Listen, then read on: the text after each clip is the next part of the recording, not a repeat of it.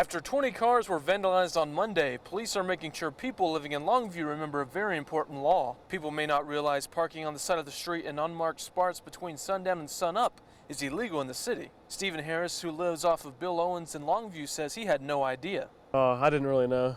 We don't have enough room in our driveway, so I park it out here. Longview police say that's a big no-no. Parking it on the side of the street is against the law, and you could be ticketed. Not to mention it makes you an ideal target for vandals. The cars are parked on the street, then that makes them a bigger target and much easier target because the suspect could actually just drive by and maybe tag more cars, the ones that are parked on the street, versus if they go up if they're parked in the driveway, the suspect has to actually go into the yard, which may alert the dogs or even lights that may be on. Police say not only can it make you an easy target, but can also endanger your life.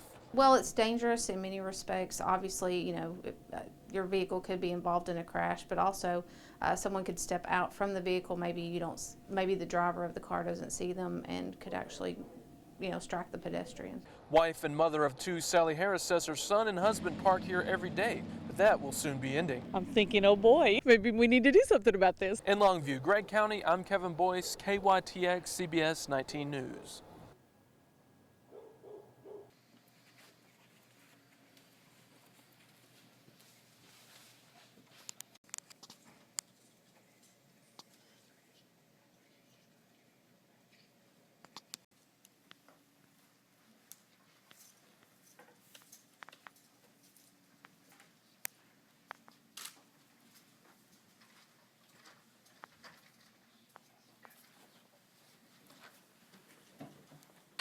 Petitions, rallies, and Facebook pages, all in support of a man who had his medical license revoked in November. William Glass and his wife say the board made a big mistake. The medical board is supposed to be looking out for the people in Texas, the patients in Texas, and I'm sure they think they're doing good by what they've done, but I don't know of a single person that they've helped. Dr. Roderick Mitchell has been practicing in Morris County for over 30 years, but on November 30th, the Texas Medical Board revoked his license, stating Mitchell failed to meet the standard of care and did not maintain adequate medical records. But from the sound of the hundreds at attendance at Dangerfield High School, and with 300+ signatures on this petition, the community disagrees. Dr. Mitchell says his patients are his priority. I want to be able to go to the grocery store.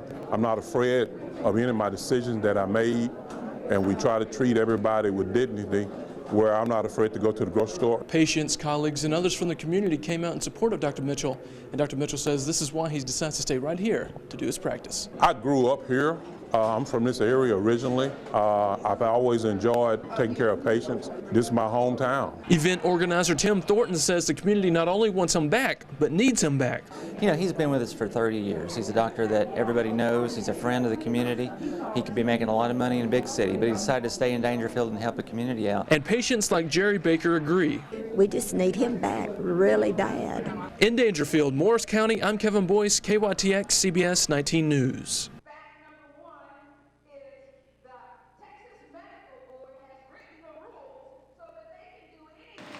Clearing away brush, cleaning up the debris, and removing 12 unkept and dilapidated houses. Trudy Williams lives just down the street from 4 of the abandoned homes and says something needed to be done. Well, they was raggedy and condemned.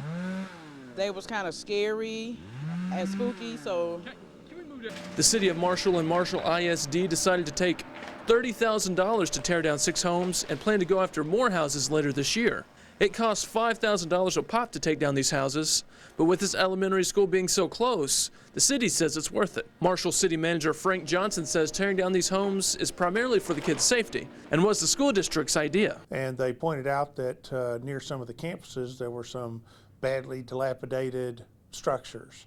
And they said if something could be done to eliminate those structures, it's going to create a better atmosphere and environment around the campuses. I'm standing on the foundation where one of these houses once stood. The city says the houses were in a state of disrepair, where the roofs were caved in and the windows were busted out. One of the houses had come to be a stopover place for transients.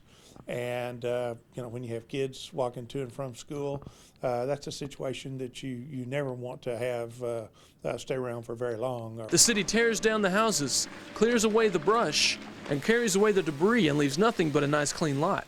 For Trudy, that's a good thing. We have you know, kids and things.